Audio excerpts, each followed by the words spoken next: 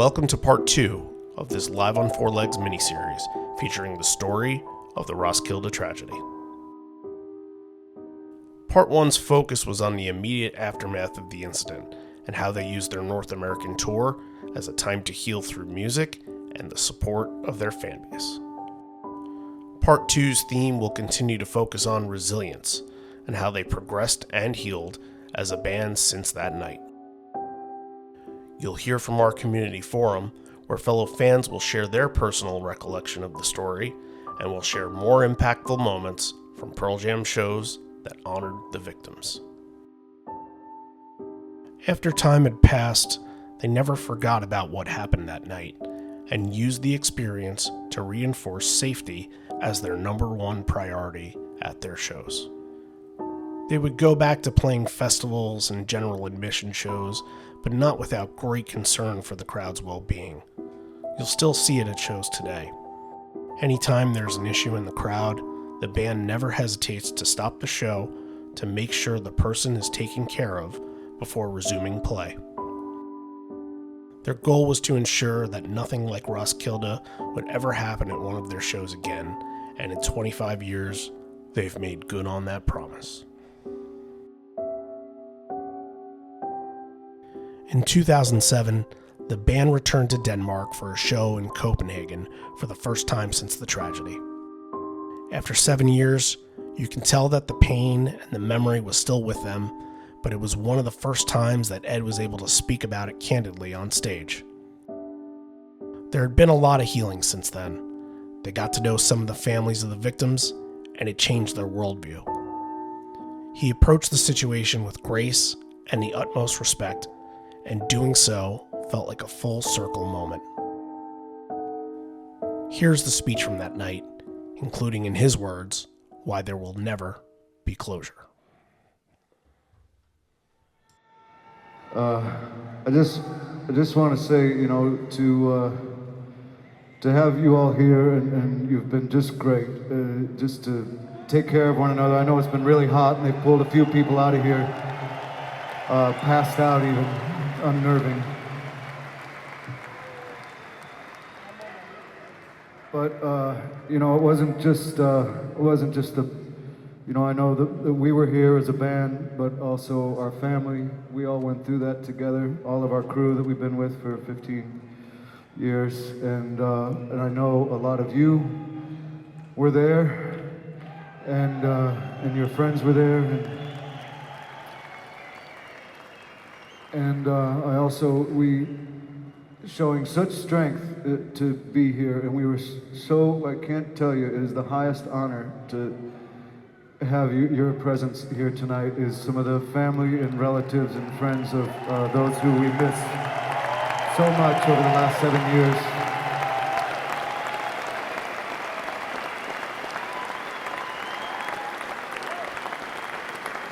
Thank you so much.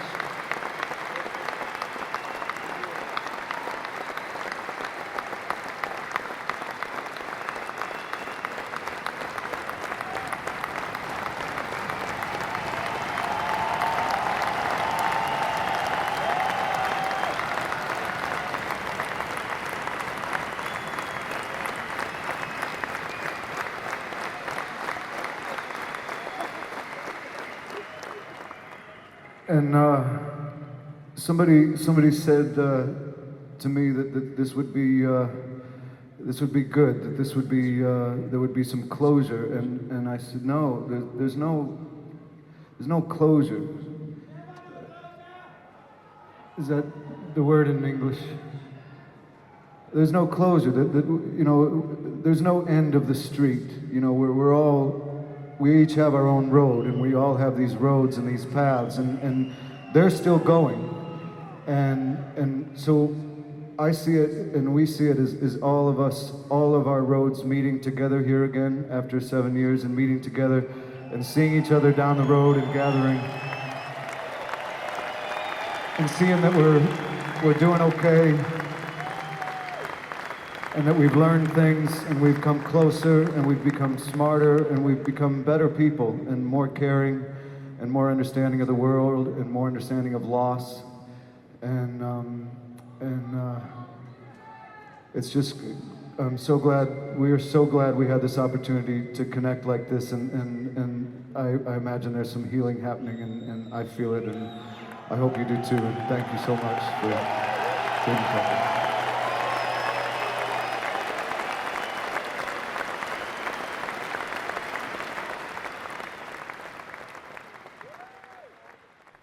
Have you ever felt that you choose the things and people you love? Or maybe the people and things you love choose you? The things we gravitate towards and recognize a connection with become an important part of our fulfillment of happiness. When we take part in a fandom, we seek validation from others that the time we've spent growing fond of it is commonly shared. It's why Pearl Jam fans have become so close with one another. We can talk for hours about shows we've been to and people we've met, or our different interpretations of lyrics and purchasable items we cherish. We all feel like we are part of a family, thanks to a melodious sound that traveled through an auditory canal at one point and was redirected to touch each one of our hearts. So when the fans found out about what happened in June 2000, the incident struck us just as hard as it struck the band. Let's hear from members of our community speak about their recollection of this tragedy and how it affected them. I remember exactly where I was when I found out. I had purchased already a lot of tickets for the 2000 tour, the second and the third leg, and was obviously following really closely in terms of what was going on in Europe. And I remember logging on to the computer in the afternoon and just checking to see what the set list might have been and finding out sort of vague details, I guess, at the time. And I think it was on Synergy on the message board. There was a set list relay there. And I guess it was in that thread as I remember sitting there for an hour or two as sort of details came in. And I just remember thinking, well, they're done. They're never going to play again. Like, that's probably it. That's what I remember most about that day. I just remember thinking, like, this is horrible and that's it for them. They'll never want to play again. I thought they were done. I didn't think they were done the day I heard about it, but when I saw the reaction and like the ensuing couple of weeks, just the way that they reacted, I thought it was over. I thought maybe they'll still record music, but I couldn't see them playing to a crowd like that again. Just the way that the interviews had gone and just the statements that were put out seemed sort of final, which it kind of was in a way because for the next almost 10 years they didn't have a GA crowd really. So they, I think, pivoted that way rather than just say, hey, we can't play in front of crowds anymore. I think the pivot was we'll just have seated people so we won't have people rushing the area.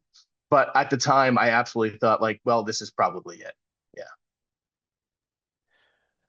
Mentioning the GA, you're right. There weren't a lot of GA shows. They didn't start playing festivals. They had a couple in '06 that they did, like the Reading Festival, and one other that is not coming to mind right now. But those were like the first two festivals that they played since that day. But really, outside of the club shows that they did, like at the Showbox and a couple of other places that were kind of one-off shows, it really didn't have a GA. But Javier, you have a distinction under your belt that you were at the first ever South American show. And these South American shows, there were at soccer stadiums. There's absolutely no way that there couldn't be GA. And imagine if there were, with crowds like that, seats would have been flying all over the place, I'm sure. So, what was it like being at the first couple of shows where the band is looking on and especially taking a good eye for safety here? And was there a concern with the crowd? Yeah, circling back to what Mike was saying too, when when you got the news in South America, unfortunately, there was a few clubs in the 90s, also in the early 2000s, in I think it was Argentina specifically, where they had like pretty severe events where like fans passed away. So it was one of those things where people were related to it, but there was this sense of like, well, like Mike was saying, like they're done. I don't think we'll ever see them live again. Now jumping forward to '05, of course, people are like I've said before, like people were so excited about the shows. They were like waiting for so long. For me, the most impressive thing about that is how the band were so engaged, but at the same time, they were able to manage every single minute of every single song, specifically of that first wave, like with like that first wave of emotions coming in. People are way too excited. I remember vividly Ed just watching everything like a hawk. He will be completely committed, completely like into the music, but at the same time, you will notice that if something is off or something is maybe getting a little out of control, you will see that he will log in with the area. Same thing with the rest of the band members. Multiple times they repeated the same message. We can stop anytime. We can replay the song. It doesn't matter. Just let us know what you need. If there's like if somebody needs to get out from the pit, just let us know. Security will take you out quickly. It's all good. But there was this sense of stress, but at the same time there was this sense of humility because we need to be up to the moment. We couldn't be that crowd again. We wanted to be the crowd that they remember in a good way. We wanted to be a crowd that it was going to be energetic enough for them to make them feel at home on their first night, especially in the tour that they were kind of like warming up, going back up in this way towards the United States. So there was a lot of with great power comes great responsibility. There was a lot of that feeling. Once the first couple songs started to go through and there was no major issues, I guess the band started to relax a little bit more and then just like really started to enjoy themselves. But again, it was always that sense of if something happens, we're ready to stop, we're ready to help, we're ready to do whatever it takes just to continue with this, but in the most safe way possible because it was 28,000 and up, like on the first night, and I guess similar numbers. And for you guys to have a reference, the venue where they started on '05, it was way smaller compared to the ones in Argentina and Brazil. So the crowds were going to get bigger. So this was like a really good warm up for them. That first night at Virginia Beach, I always call them the black shirts, Jesse or Pete or whoever it was. You could feel that first night, their presence. Everywhere I turned, one of them seemed to be there.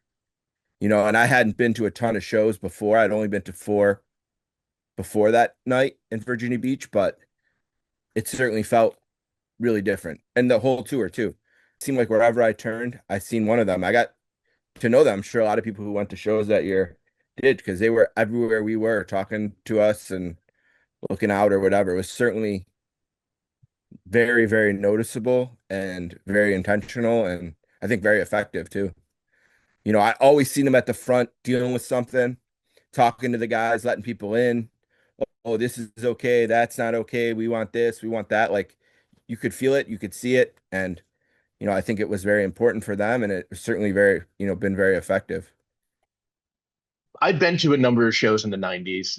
I'd seen the band before, and there was an absolute shift in the way they interacted with crowds. Not, and I believe it's related to starting out making sure everyone's safe, but it had the side effect also of especially Eddie becoming way more engaged with the crowd individually. He was somewhat aloof and reserved in the 90s in the concerts. He would speak to the crowd, but he would speak to the crowd.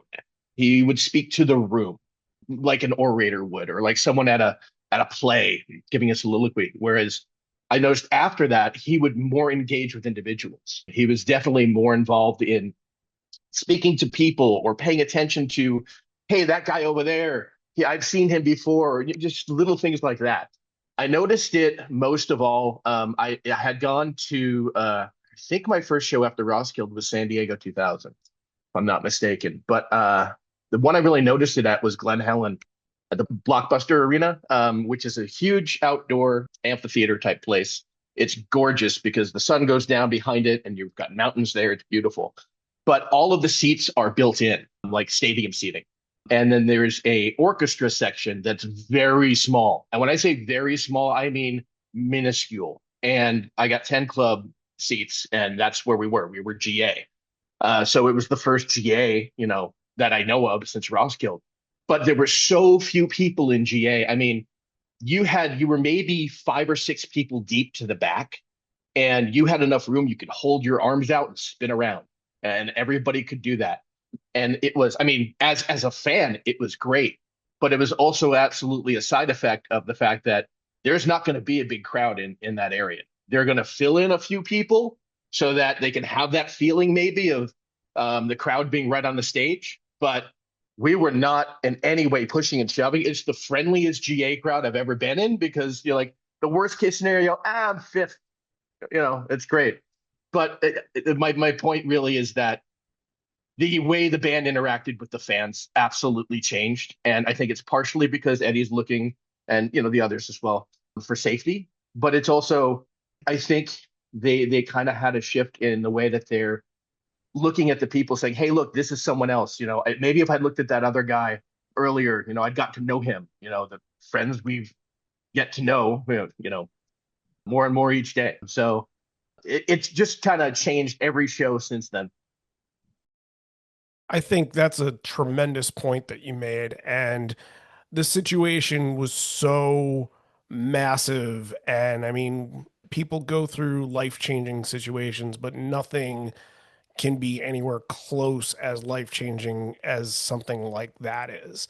And I think to kind of add on to what you're saying, the things that they're connecting with people on, it's like, okay, they see a sign in the crowd and it could be like 100 shows, it could be 10th show, and they're celebrating these little moments, these small victories that these fans are having because they realize that it's important to them. And for the 9 people that unfortunately didn't get to celebrate these kind of moments with the crowd, I think that they see that as being important to them, that the crowd feels like they're part of the show and they can go back and celebrate with them. And also when you hear stories that are written into the band, it's happened since, the Backspacer era and before, but really happens a lot now, that somebody will write in and be like, I've went through this with my wife or husband or father or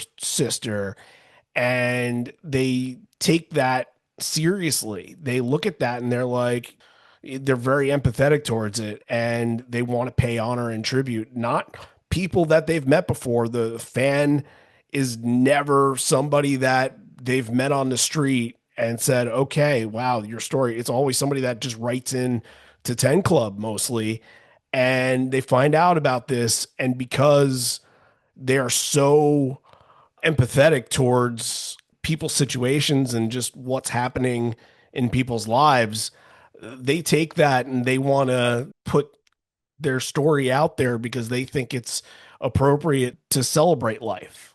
And that's kind of a lot of what happens afterwards. Once you get, even a little bit into Avocado, Backspace, or Lightning Bolt, a lot of those songs are celebration of life. And Life Wasted's a really good example of that. Like, don't sit around and mope your troubles away, but like go out there and kind of face the music sort of thing. And that's just sort of been their MO for 25 years.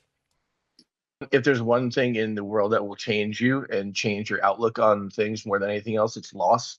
I can personally attest to that. I can also attest to the fact that they do read their emails and they do occasional shout outs. But I think the fact that, you look at the 90s, there was a lot of anger, there was a lot of drive, but I don't know that they had that real sense of loss yet. And I think around 2000 is really when that, I mean, after a tragedy like that, you kind of have to reevaluate everything.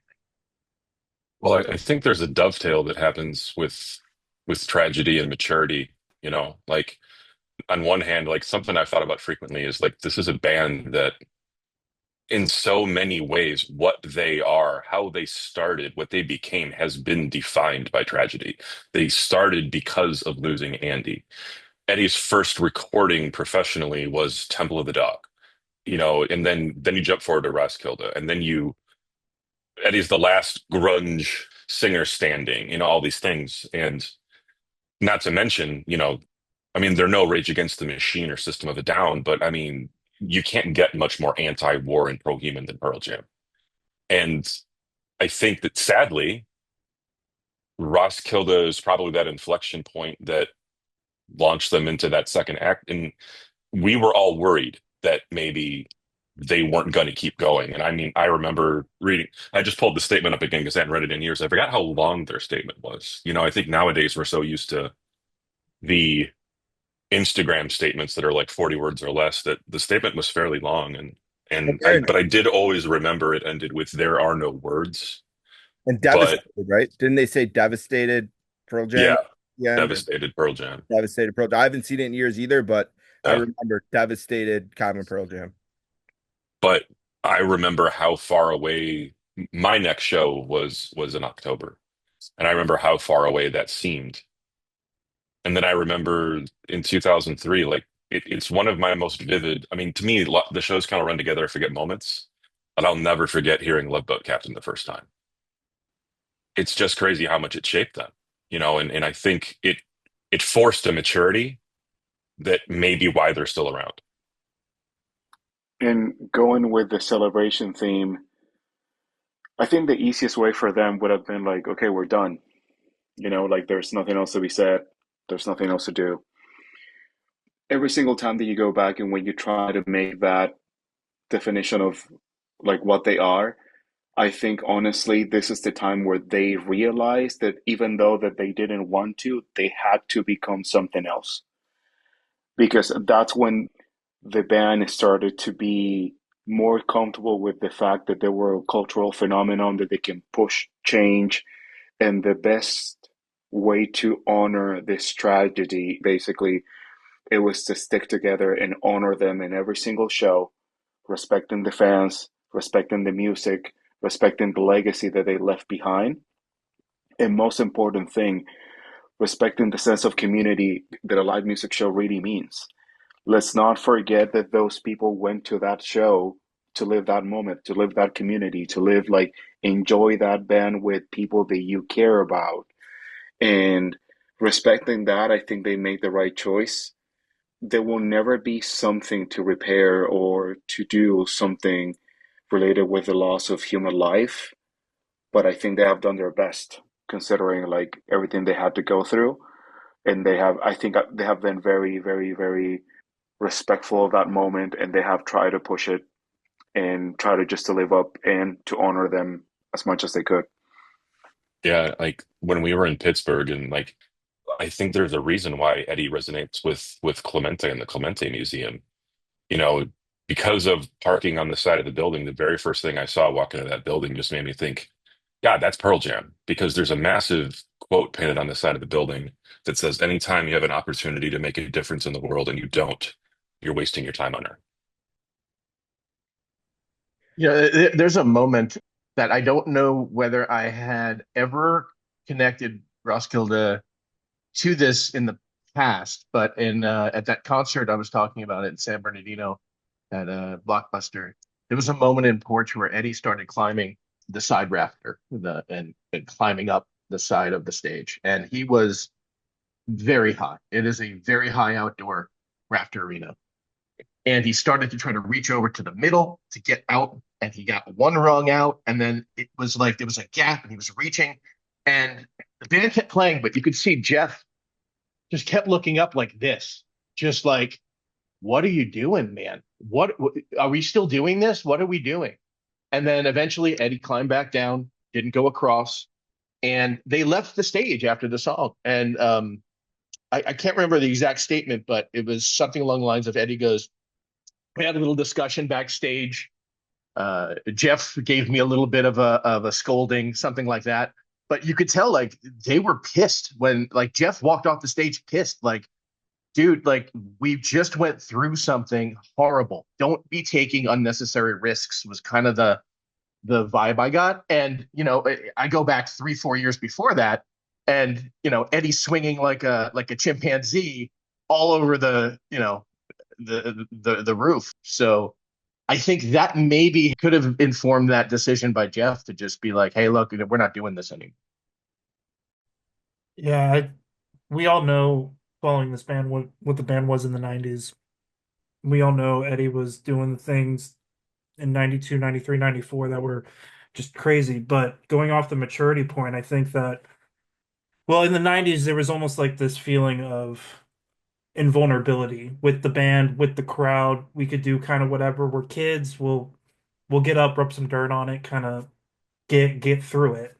But then you kind of see after 2000 that you're not inevitable, the crowd's not inevitable, but then even deeper than that, the crowd isn't just the crowd is people, and you got to take care of those people. And how do we have an influence on that? What's our influence on that? Them being Pearl Jam. And so yeah, I think that just kind of proved after Roskilde that we're not inevitable, the crowd's not inevitable.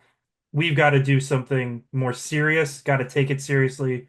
We've got to be the leaders on this. And so I think that it's a definitely a turning point, a maturity point. I think that that's really important. I think a big change that we're all sort of talking about here is I think this is when the brotherhood of Pearl Jam really was solidified, right? Like before this, you have it was Stone who was in power, it was Ed that was in power. We're traveling, all these things. The rhetoric that you would hear from them.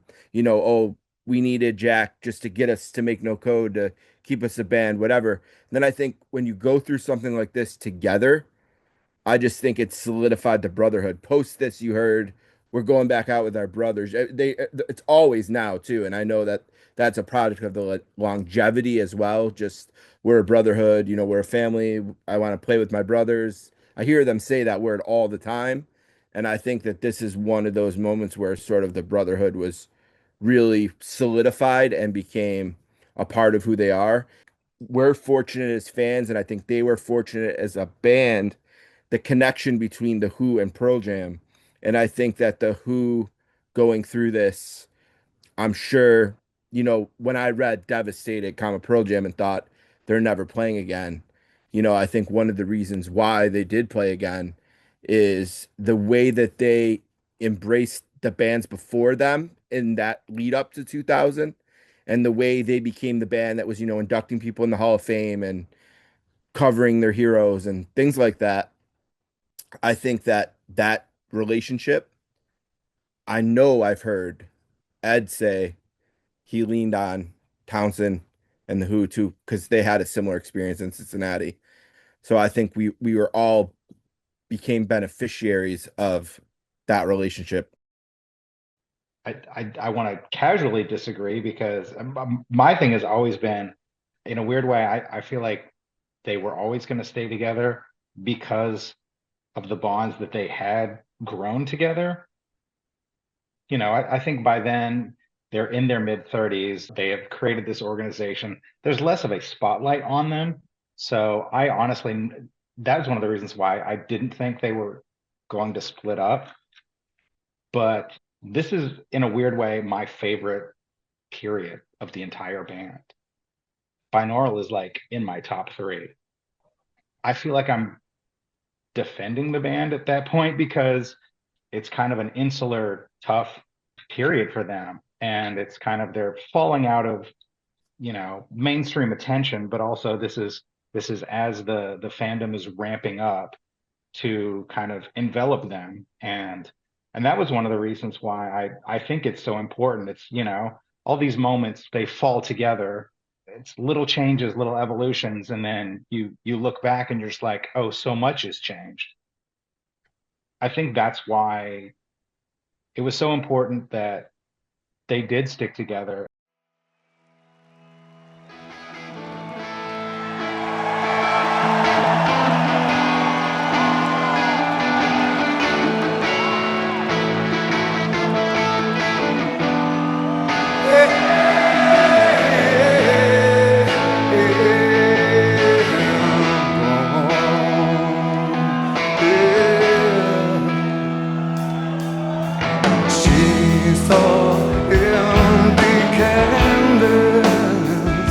untouched streets of clear.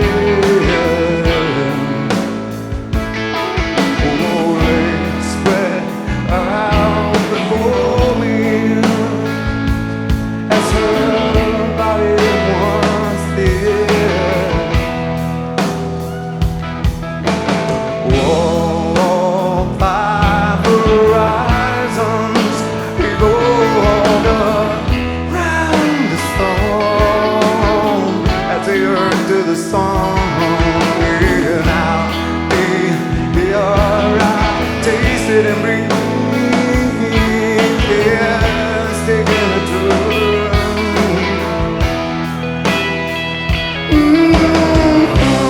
And all I thought there was everything. That's all.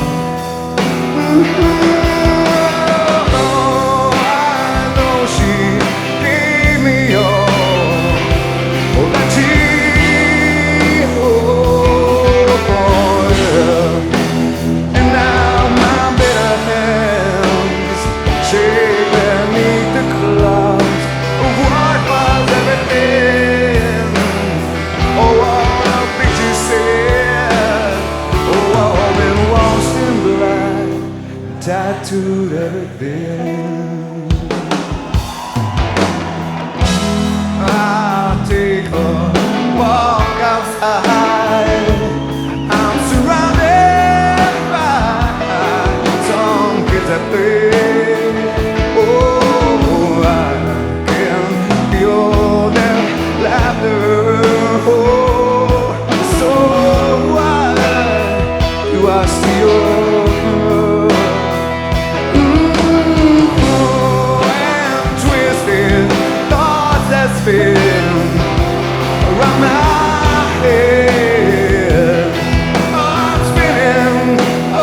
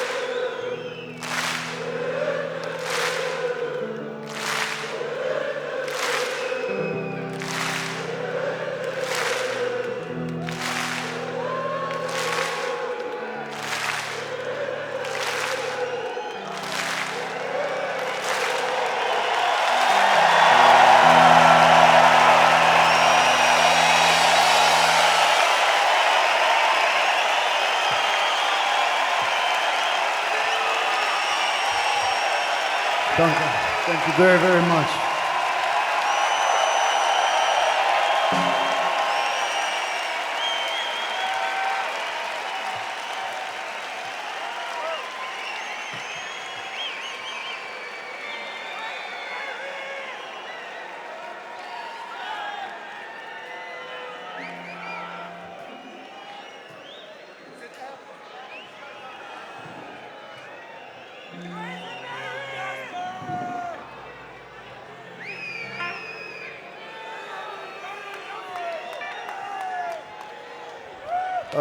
After seeing something that beautiful, what you just laid out before us there, it's and thank you for that.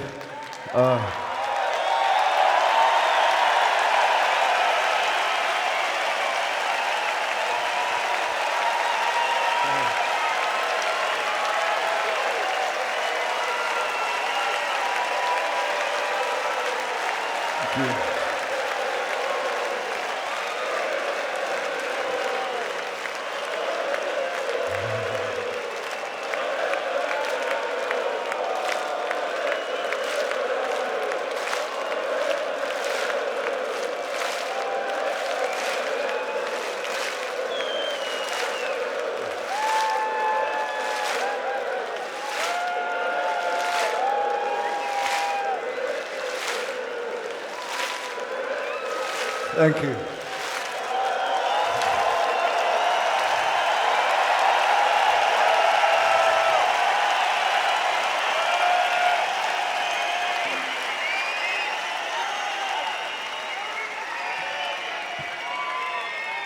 So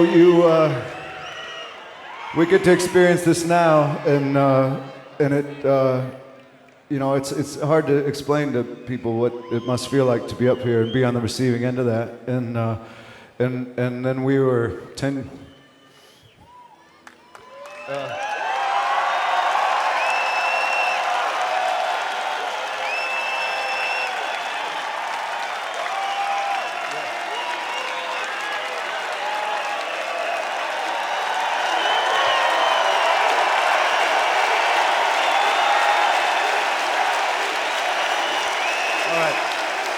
Let me try to do this.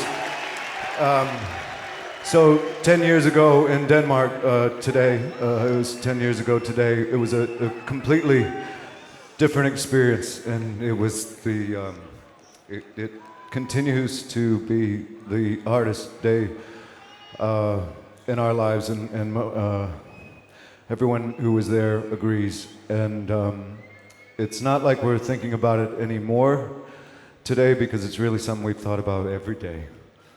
And we just want to... But we bring it up today, and we ask that the families and the friends of those who lost loved ones that day allow us to send our love to them and our support and our thoughts, and we're very, very extremely grateful for the families that we've gotten to know through this experience, and somehow learn to get through it together, and somehow even learn things about ourselves and about the appreciation that we now have for life that maybe we didn't quite understand completely before. So this is to the families. We thank you, and we send our love from the band and the crew.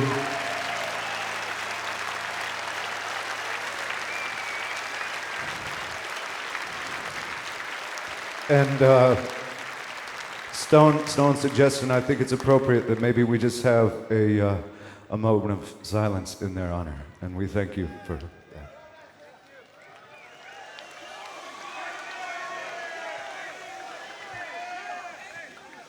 Let's just...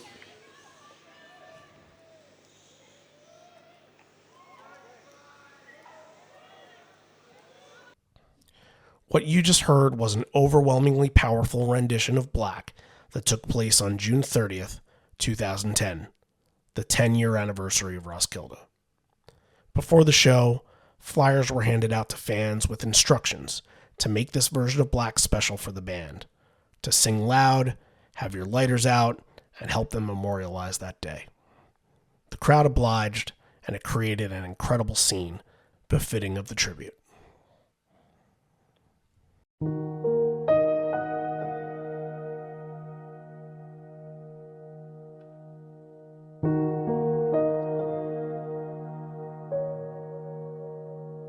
One of the great things about Pearl Jam is that they understand and celebrate their own history.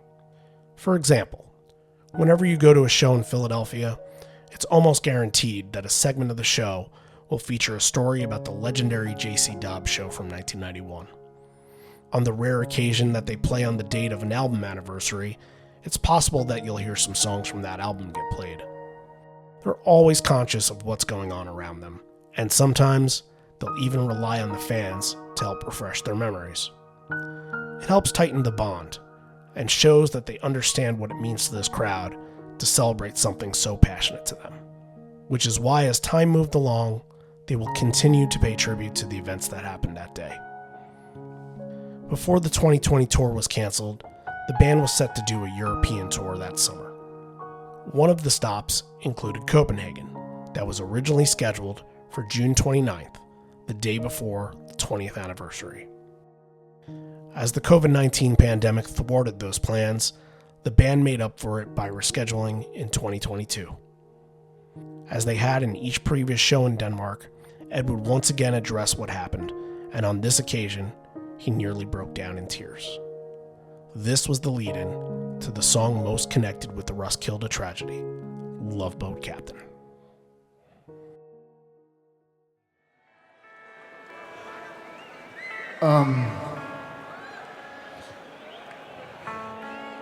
Jeff went out to the memorial at Roskilde today and saw the trees, and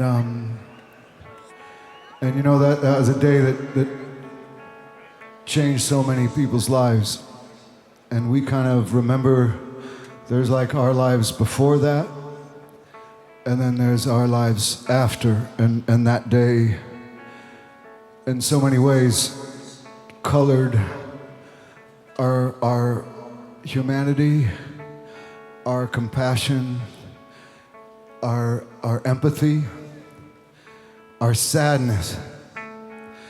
And since that time, a lot of us have gone on to have children. And so now, even more than back then, we understand the depth of loss.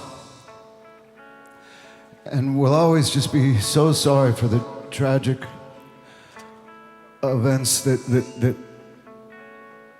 took place. And we just want to say how grateful we've been to some of the families that we've been able to be in contact with and to share our lives with and share their futures.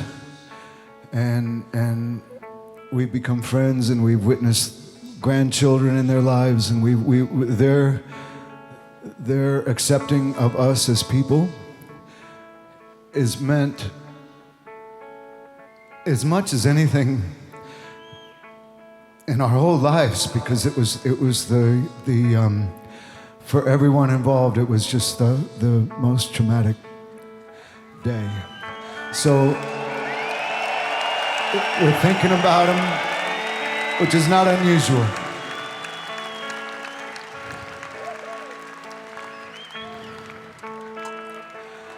But thank you for still being here when we come back.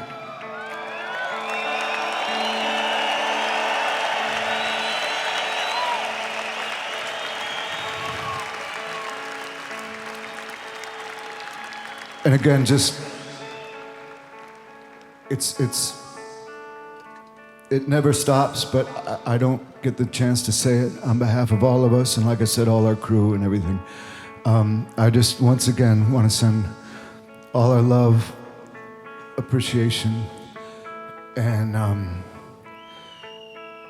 gratitude and sorrow to all those families out there.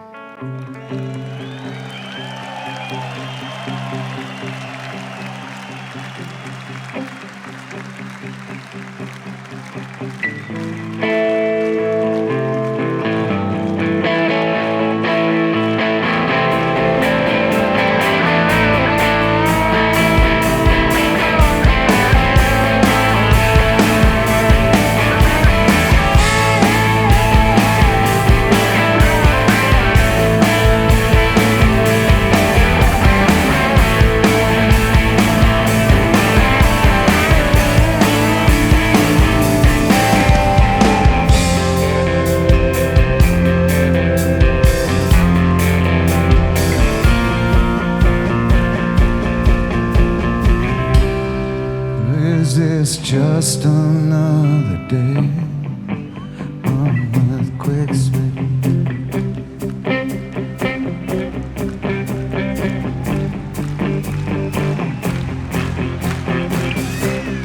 This is just another day.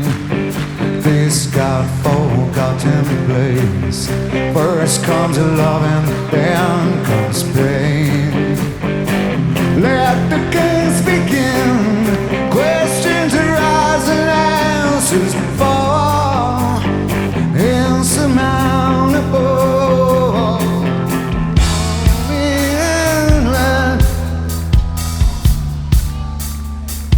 Let's try again. Longboat captain, take the reins and steer us towards the clear. It's already been sung, but it can't be said enough. All you need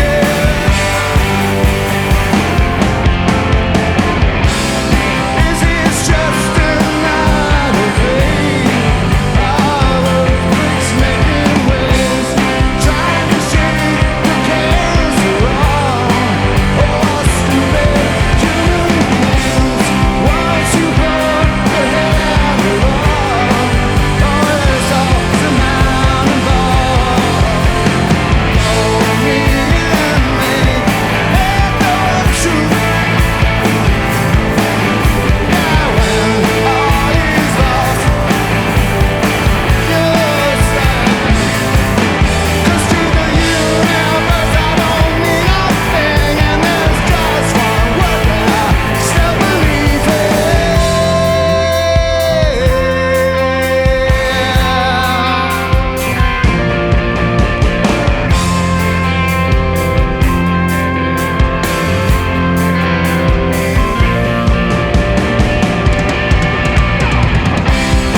It's enough to live mix your life into the grave. Lost and friends will get to know that it's the golden day. And if our lives became too long, we'd add to what we could. And young, they can lose hope 'cause they can't see beyond today. What the wisdom matters, I can't give away. Constant rebirth, sometimes life don't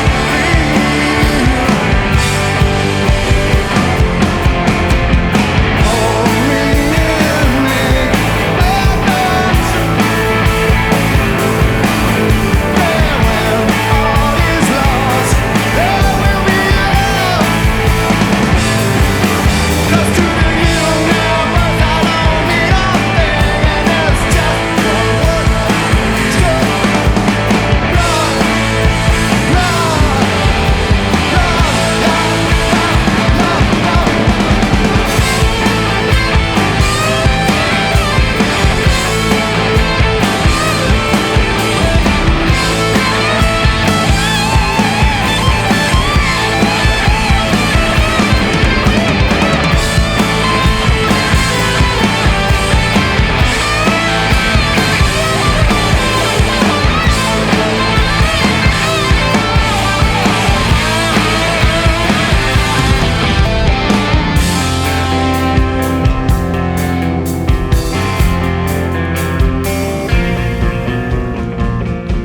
help me.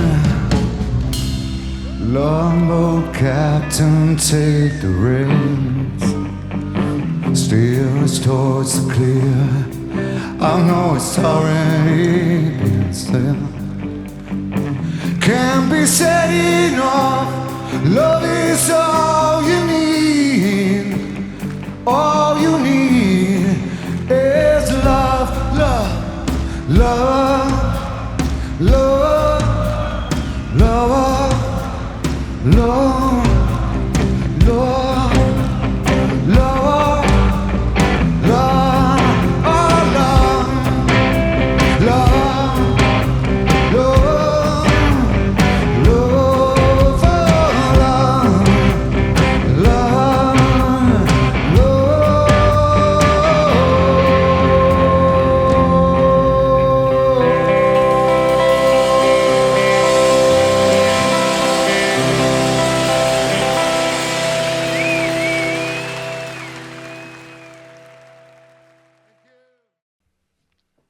In the coda of the song is a mantra, a simple quote popularized by John Lennon that the band continues to use for their own healing. All you need is love. When the fans recite it back to Ed during the call and response, the love is received and the love is saved.